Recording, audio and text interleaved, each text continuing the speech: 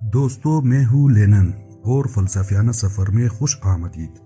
فلسفہ غیر معمولی ذہن لیکن کسکے ہوئے افراد کا شعبہ نہیں، جیسا کہ عام آدمی میں تاثیر پایا جاتا ہے یا عذرائے تفنن کہا جاتا ہے۔ یہ تو وہ چیز ہے جو ہر کوئی اس وقت کرتا ہے جب وہ روزمرہ معاملات میں مصروف نہ ہو، ذرا فارغ ہو اور سوچے کہ زندگی کیا ہے، یہ کائنات کیا ہے، اس میں ہمارا مقام کیا ہے۔ ہم انسان متجسس مخلوق ہے اور اپنے ارد گرد کے مناظر اور حالات و واقعات کے بارے میں سوچ بچار کیے بغیر نہیں رہ سکتے۔ ہمیں قدرت نے عقل و شعور کی زبردست صلاحیت سے نوازا ہے جو ہمیں استدلال کرنے یا محض حیران ہونے کی اجازت دیتی ہے۔ اگرچہ ہمیں اس کا ادراک نہیں، لیکن جب ہم استدلال کرتے ہیں، بحث میں پڑھتے ہیں، تو ہم فلسفیانہ سوچ کا اظہار کر رہے ہوتے ہیں۔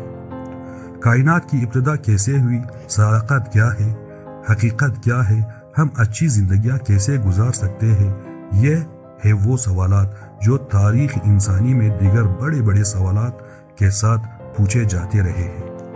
عظیم مفکرین اور دانشوروں نے ان کے جو جوابات دیے وہ آج بھی ہماری دنیا کو متشکل کر رہے ہیں۔ قدیم یونان اور چین کے اولین فلسفی و مفکرین تھے جو مذہب اور روایات کے طے شدہ توضیحات سے مطمئن نہ تھے۔ انہوں نے وہ جواب تلاش کیے جو عقلی جواز رکھتے تھے۔ جس طرح ہم اپنے خیالات اپنے ساتھیوں اور دوستوں کے ساتھ زیر بحث لاتے ہیں، وہ لوگ بھی اپنے خیالات کو ایک دوسرے کے ساتھ زیر بحث لاتے تھے، یہاں تک کہ انہوں نے مکتب قائم کر لیے کہ جن نتائج پر پہنچے ہیں اور جس طرح پہنچے ہیں وہ سب کچھ دوسروں کو سکھائے۔